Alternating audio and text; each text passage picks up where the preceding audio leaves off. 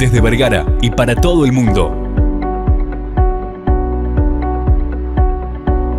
Una radio con propósito. Una radio con visión. Una radio para todos. El Libertador, 1210 AM.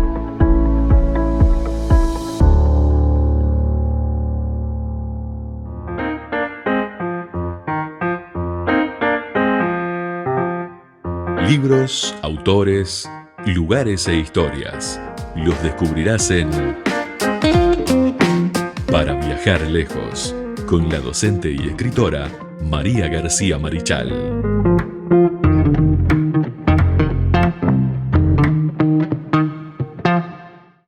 Continuamos en punto de partida aquí por la 1210 AM Radio Libertador desde Vergara 33 para el mundo, como siempre decimos, a través de nuestra web www.libertador.com.uy o nos buscan en una aplicación de radio y ahí nos van a poder encontrar, o si no a través de nuestras redes sociales, Facebook, Twitter, Instagram, YouTube, donde tenemos todos nuestros contenidos, las columnas que vamos grabando, las entrevistas, todo lo que va saliendo aquí se va cocinando, se sube ahí a la plataforma para que lo puedan ver a través de YouTube. Y bueno, los enlaces los pueden encontrar por supuesto que en nuestras redes sociales, pero en YouTube están todos los contenidos y pueden disfrutar también de las columnas, escucharlas, volverlas a escuchar, como por ejemplo esta columna Para viajar lejos, que si hay cosas que se te escaparon, bueno, la podés volver a escuchar y podés volver a sacar esos datos que te interesan, al igual que otras columnas, por supuesto. Bueno, pero esta columna es Para viajar lejos con María García Marichal, que nos acompaña. ¿Cómo estás, María? Muy bien, feliz de estar contigo, con la audiencia. Muy buenos días para todos. Bueno, el gusto que estés con nosotros, por supuesto, como siempre, a todos aquellos que se quieren comunicar lo pueden hacer a través del mensaje de texto 091 99 12 10, tanto por Telegram como por WhatsApp, más 598 si está fuera del país, 091 99 12 10, preguntas, cosas que quedaron colgadas de las columnas, nos pueden escribir ahí y entonces y hacernos los comentarios. Pero vamos a ver por dónde vamos a viajar hoy. ¿Por dónde vamos, María, hoy? Hoy nos vamos lejos en el espacio, pero también muy lejos en el tiempo. Muy bien. Me he vuelto a enamorar de la literatura medieval española y del oeste de Europa. He vuelto a buscar aquellos libros que muchos de nuestros oyentes, y vos seguramente, más allá de que sos mucho más joven que yo, debes haber leído o debes haber mencionado, como por ejemplo los cantares de Gesta. Los romances, el romancero, las flores de romance. Me retrotraes al liceo. Me imagino que sí. Entonces, hurgando, buscando, como hacemos nosotros, que vamos investigando cosas y vamos volviendo a ver cosas que hemos leído, que hemos visto, volví a la literatura medieval y estoy como reenganchada de nuevo con eso. Entonces, me gustaría hablar contigo hoy y contarle un poco a la audiencia sobre los cantares de Gesta. Muy bien, así que tomen nota los que van al liceo o los que van a ir a cuarto, creo que es más o menos cuarto año de liceo. Literatura de cuarto. Literatura de cuarto, que ahí entonces van a poder tener material para esta materia de literatura y se lo puede mostrar a la profesora. Claro, mirá lo que encontré acá, miralo. Mirá lo que esta profesora de geografía se puso a hablar de literatura. Mis hijos, yo les digo, mira, nosotros hablamos sobre este autor, mirá lo que nos mostraste a la profesora. Claro, porque es interesantísimo buscar, analizar. Siempre planteo, ¿no?, que el hecho de ser profesora de geografía a mí me ha vinculado muchísimo con los espacios. Pero la geografía y la historia constituyen una unidad espacio-temporal. Entonces, cuando hablamos de este espacio y de este tiempo, de la Edad Media, hay todo como una especie de misterio alrededor. Fue una época, una edad en la que podríamos hablar de oscurantismo en muchos aspectos. Pero en otros hubo un desarrollo cultural allí como misterioso, escondido, en muchas de las bibliotecas, por ejemplo, de los monasterios. Muchos creadores que estaban, intentando buscar la forma de recuperar textos, de recordar, retener memorias. Y eso llevó justamente a esta maravilla que es el cantar de Gesta. Antes que nada nos vamos a ubicar en el tiempo. La Edad Media es el periodo de siglos, de años, que va entre el siglo V de nuestra era, con la caída del Imperio Romano en el 476, y termina con el Renacimiento. Estamos hablando, por lo tanto, de un largo periodo de tiempo. Son 10 siglos, son 1000 años Claro. digamos, de desarrollo cultural, porque más allá del oscurantismo, más allá digamos, de la destrucción del Imperio Romano, hay todo un renacimiento muy lento y una búsqueda de no perder la memoria. Y justamente el Cantar de Gesta tiene que ver mucho con esto. El Cantar de Gesta es un texto épico del medioevo. Si estamos hablando de épico, significa que aquí hay un héroe que puede ser real o puede ser mítico y que vive hazañas, es decir, vive una vida de hazañas hasta llegar al objetivo. Pero además, el Cantar de Gesta presenta los modelos culturales de los pueblos de la época. De ahí la importancia que tiene, porque estamos hablando del pueblo y del juglar, que ahora justamente vamos Claro. a traer a la memoria. Son poemas muy extensos los Cantares de Gesta. Tienen entre 2000 y 20.000 versos. Uf. Sí, hay algunos que son muy extensos. Incluso, te digo más, los juglares, que eran quienes los difundían en esa época, se establecían, por ejemplo, en el patio de un castillo, si eran invitados por el señor feudal, o en la plaza del pueblo, o en la fuente, y comenzaba a cantar y la gente se acercaba. Y a veces eran tan extensos que el juglar se quedaba varios días en ese lugar. Entonces, cantaba una parte del poema un día, al otro día otro, y a veces terminaba en el tercer o cuarto día. El juglar justamente es esa figura que con un laúd u otro instrumento musical, después va a aparecer la guitarra con los siglos Claro. venideros, y va a ser el que difunda la poesía, las noticias, las historias, y las difunde tanto en el castillo como en el patio del castillo como en la plaza del pueblo.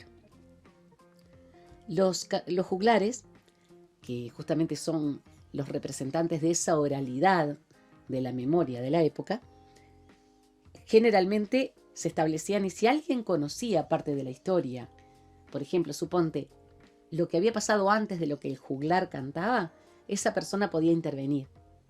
Suponte que nosotros estábamos en la plaza de un pueblo, viene el juglar y empieza a cantar una historia. Entonces, en un momento determinado, alguien lo detiene y dice, no, pero yo conozco lo que pasó antes. Y el juglar daba paso a que la persona contara lo que había pasado antes de lo que él iba a cantar. Es decir, que era algo como un tejido, ¿no? Como un tejido muy fino de memoria, de hechos reales o hechos míticos de esa época, en la cual la mayor parte de la población no sabía leer ni escribir. Claro, claro, por supuesto. Incluyendo muchos señores feudales. No sabían leer ni escribir, entonces la oralidad era la forma de transmitir. Los cantares se agrupaban en tiradas. No eran estrofas, sino tiradas. Las tiradas tenían una gran cantidad de versos en general, entonces se cantaban de esa forma. No había una regularidad en la cantidad de versos de una tirada, pero sí tenían que respetar la rima y además de la rima el significado, es decir, la coherencia del tema que estaba cantando el juglar. Y después, cuando se observa el valor que tenía esa tirada, esa poesía, esa canción o esas canciones, se comienza a registrar por escrito. Y eso va a ser lo que va a llegar a nosotros hasta ahora. Claro. Por eso estudiamos el cantar del mío Cid, Sí, por supuesto. que es maravilloso y es a lo que nos vamos a abocar dentro de un ratito. La oralidad entonces permitió la conservación de estos textos que después fueron registrados y que pasaron hasta nosotros por escrito. El cantar del mío Cid, al que nosotros vamos a abordar dentro de un ratito, es aproximadamente del 1200. Se escribe en el 1200, es decir, se sabía muchísimo acerca de la historia del Cid Campeador, del que vamos a hablar ahora. Se sabía, se cantaba su historia, parte de ella posiblemente cierta, parte seguramente mitificada, y se empieza a registrar en ese año 1200, pero venía oralmente desde el siglo VI o VII. Claro. En el año 1360 aproximadamente, estamos hablando ya del siglo XIV, aparecen los episodios de la juventud del Cid, en un cantar de gesta que se llamaba Las Mocedades de Rodrigo. Es como una precuela. Viste que no hay nada nuevo bajo el sol. No, como no, dice el no. Eclesiastés, es cierto, no hay nada nuevo bajo el sol. Lo que nosotros hacemos es cíclico. La historia es cíclica. la creación es cíclica también. Y ahí lo vemos, ¿no? Las precuelas en la Edad Media. Otro cantar de gesta que está relacionado con el cantar del Miocid y con las mocedades de Rodrigo, es el cantar de Roncesvalles. El cantar de Roncesvalles es del siglo XI. Tiene alrededor de 100 versos, ese es cortito. Y es el único cantar de gesta escrito en castellano que está basado en la materia carolingia o materia francesa. Es decir, que corresponde a cantares de gesta franceses, de la Galia, digamos, de la época, de la zona del territorio francés, que corresponde además a la época de Carlomagno, ¿no? Al reinado de Carlomagno. El cantar de Roncesvalles, que justamente refiere a la batalla del paso de Roncesvalles, está escrito en castellano, pero corresponde a eso que se llaman los literatos la materia carolingia o la materia francesa. Como ves, hay unos cuantos. Sí. Y hay otros en otros territorios, ¿verdad? En el caso de Francia, por ejemplo, hay un cantar de gesta muy, muy impresionante que se llama la chanson de Roland, que en castellano se conoce como la canción o el cantar de Rolando. Y en francés es Roland, ¿no? Sí. Este cantar de gesta habla justamente de la batalla del paso de Roncesvalles, pero aquí un militar de la época llamado Rolando o Roland en francés, digamos, está contando la historia. Los juglares cantaban sobre Roland, pero a su vez Roland en primera persona tiene muchos cantos que narran estas batallas, esta especie de enfrentamiento, ¿no? Por territorios que eran muy comunes en la época. Después hay uno en las Islas Británicas, Beowulf. Y hay uno fantástico que seguramente a nuestros oyentes les va a encantar, que es el cantar de los Nibelungos. Hay sí, una ópera, sí, ¿sabes? Sí. ¿Sabes además con qué se relaciona, ¿no? Con los cuentos de Grimm, por ejemplo, Claro, sí. e incluso con J.R.R. Tolkien. Los Nibelungos. El cantar de los Nibelungos es un cantar alemán, es un cantar de gesta alemán, que trata justamente sobre la conquista del pueblo nibelungo. Los nibelungos eran enanos de piel oscura, que vivían de la minería. Extraían oro y piedras preciosas. Los enanitos de Blancanieves están fundamentados en los Nibelungos. Sí. Hay una ópera de Wagner que se llama El Anillo de los Nibelungos, porque, a su vez, el rey de los Nibelungos tenía un anillo mágico. Ese anillo mágico le daba un poder impresionante, pero si no lo portaba el rey de los Nibelungos, acarreaba el odio, el desastre, la destrucción de quien lo poseyera. Y ahí encontramos la fuente de J.R.R. Tolkien. ¿Viste cómo todo está muy hilado, ¿no? Sí. En estas leyendas y en estas historias.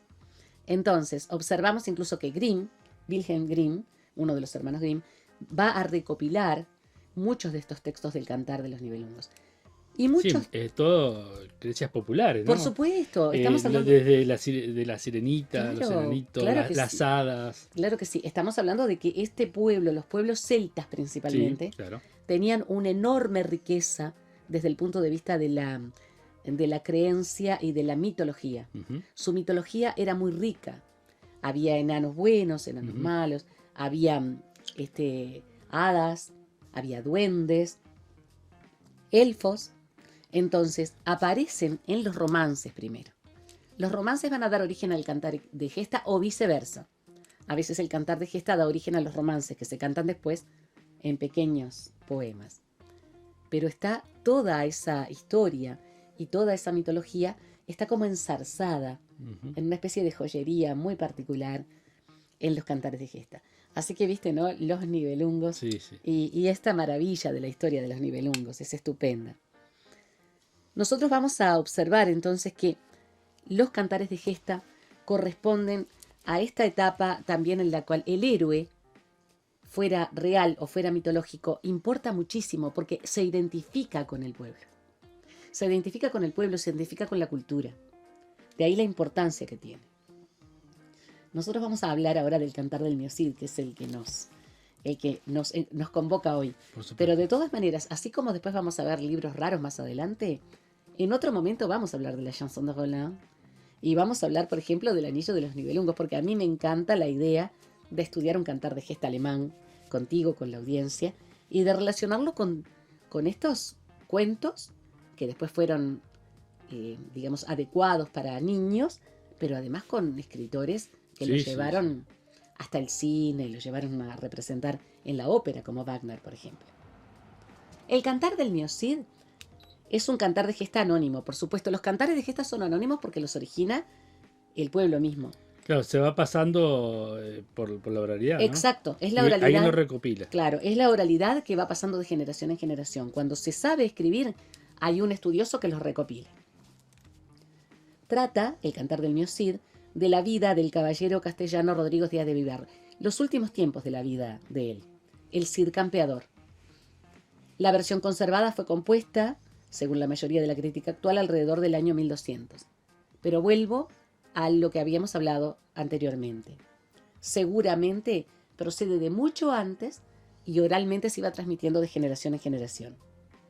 Se trata de la primera obra poética extensa de la literatura española y el único cantar épico castellano conservado casi completo. Solo se perdió la primera hoja y dos hojas del interior, pero como se conocían los romances previos, se pudo completar. Claro. Entonces, vemos cómo la oralidad es tan importante al momento del registro, ¿no? Al momento y a la conservación, por supuesto. Entonces, se pudo completar con los romances del Cid campeador la primera hoja y las hojas perdidas en el medio, que son muy pocos porque está casi todo completo. Así que imagínense ustedes. Bueno, hay una cosa también que ayudó mucho, que fue la Crónica de 20 Reyes. La Crónica de 20 Reyes es también un registro que primero fue oral y después se hizo escrito, en el que aparece el Cid, porque las hijas del Cid van a casarse con infantes en un momento dado, como vamos a ver ahora. La relevancia del cantar del Mio Cid no se limita solamente a la disciplina intelectual. Esto lo pueden encontrar incluso en la Biblioteca Cervantes, está muy interesante todo el material que habla de los cantares de gesta y especialmente del cantar del Mio Cid, sino que además da origen a la filología castellana, la filología española, la lingüística. Porque, ¿qué sucede? El cantar del Mio Cid está ex profeso narrado en castellano arcaico, cuando ya había una modernización del castellano. Mira. Entonces, esos arcaísmos que tienen que ver con la época de origen de los cantares son también una fuente de información para los filólogos. De ahí que, por ejemplo, Ramón Menéndez Pidal, que es quien también recopila los romances, por ejemplo, va a trabajar muchísimo en la filología, la lingüística a partir del cantar del Mio Cid. Inaugura la filología castellana y española en general, Ramón Menéndez Pidal. El poema del Mio Cid consta de 3.735 versos de extensión variable. Es larguito, ¿eh? Es larguito. Es larguito. Seguramente los juglares... No es para una tarde. Por supuesto que no. Seguramente los juglares lo cantaban en varios días. La extensión variable de los versos se llama anisosilábica, o son versos anisosílabos, porque no son parejos en cantidad. Claro. Predominan las 14 o 16 sílabas métricas que se dividen en hemistiquios separados por cesura, es decir, que se van separando para darle musicalidad también, ¿no?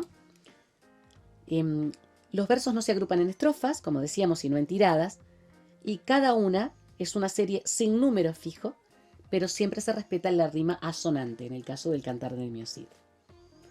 Se desconoce cuál era el título original, pero seguramente era Gesta del Mio Cid o Cantar del Mio Cid, porque era como se mencionaba a los cantares de gesta justamente en esta época. ¿Cuál es el argumento y la estructura? El tema del cantar del Mio Cid es el proceso de recuperación de la honra perdida. ¿Vieron cómo de nuevo estamos de nuevo en el honor, la heroicidad, la lucha por reconquistar lo perdido, el buscar que el buen nombre permanezca o renazca o vuelva a lucir, Rodrigo Díaz de Vivar era un noble rural, un noble pobre del interior. Pierde su honra cuando se le expropian sus bienes y sus tierras. Entonces, ¿cuál es el objetivo de Rodrigo? Reconquistar lo perdido y, si es posible, ganar más, no solamente tierra, sino ganar honor. Su esposa, Jimena, va a apoyarlo en este proceso y tiene 2 hijas que son doña Elvira y doña María del Sol, llamada Doña Sol, que justamente van a ser partícipes de este proceso de honorabilidad del Cid. El poema se inicia, la primera parte, el primer canto, con el destierro del Cid, primer motivo de deshonra, a causa de la figura jurídica de la ira regia.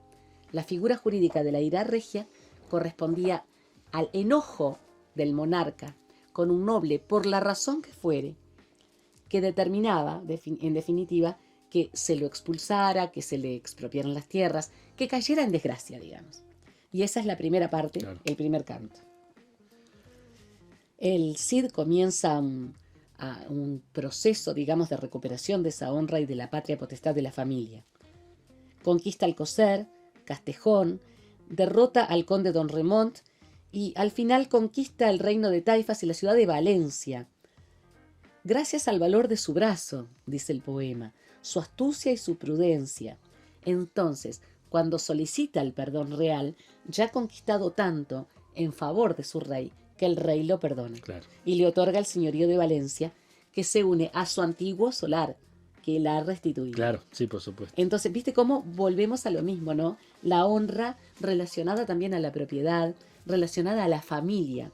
La familia del Cid Campeador va a ser muy importante en todo el proceso de recuperación del buen nombre. Llega incluso a casar a sus hijas, a doña Elvira y a doña María del Sol, con los infantes de Carrión. Se casan las chicas, pero los infantes de Carrión son muy infantes y muy príncipes y todo lo demás, pero son unos cobardes.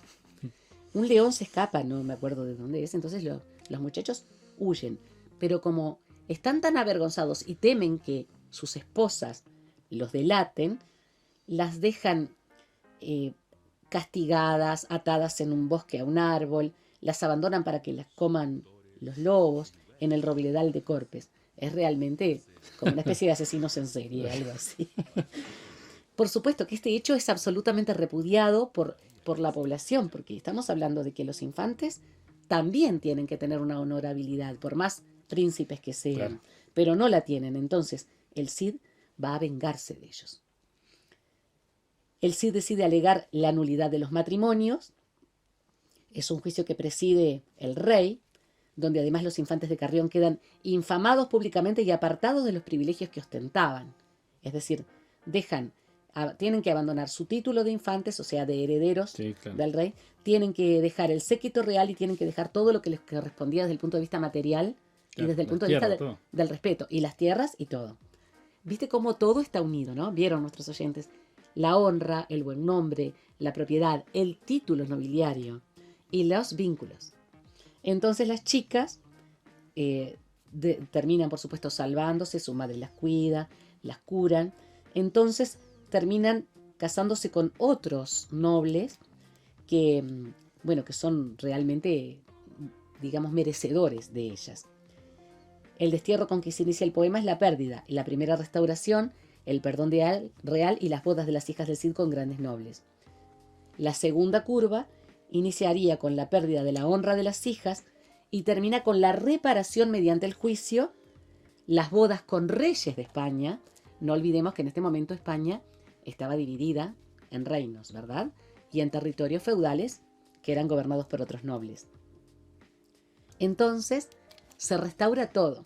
La honra del Cid, la honra de su esposa Jimena, la honra de las hijas que se casan con príncipes, y el buen nombre y el valor, el honor de Rodrigo Díaz de Vivar no solo queda restaurado, sino que queda resplandeciente en este final de la obra.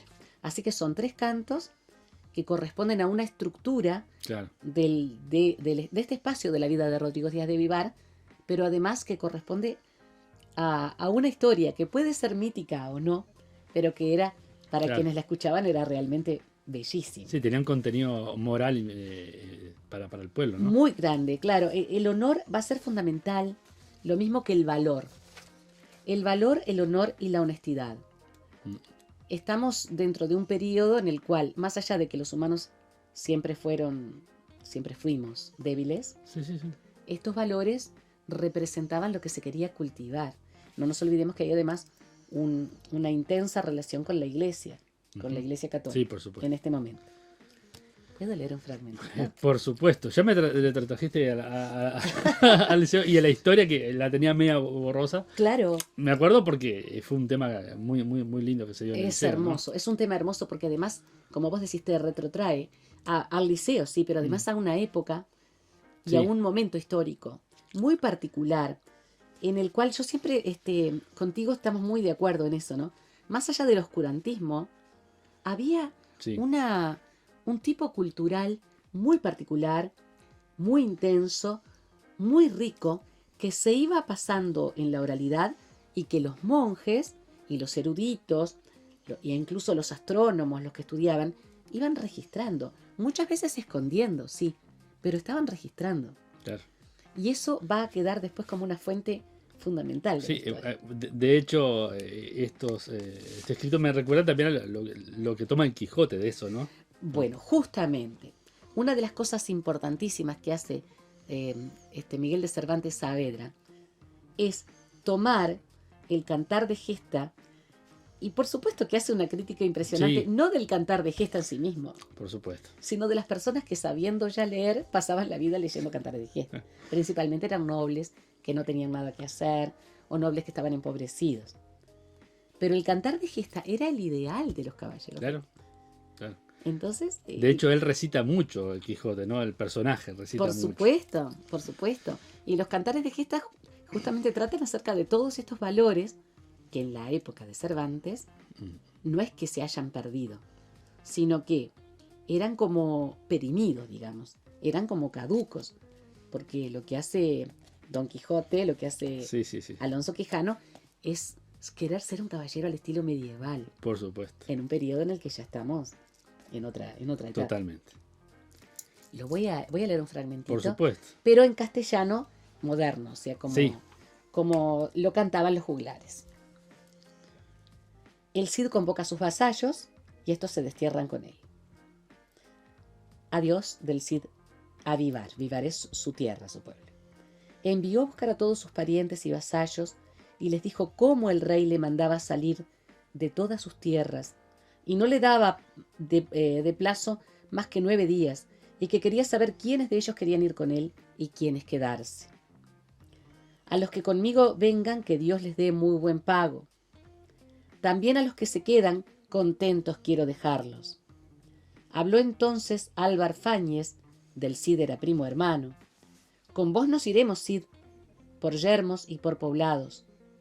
Nos hemos de faltar mientras que salud tengamos, y gastaremos con vos nuestras mulas y caballos, y todos nuestros dineros, y los vestidos de paño. Siempre querremos serviros como leales vasallos. Aprobación dieron todos a lo que ha dicho don Álvaro, mucho que agradece el Cid aquello que ellos hablaron. El Cid sale de Vivar, a Burgos va encaminado, allí deja sus palacios yermos y desheredados.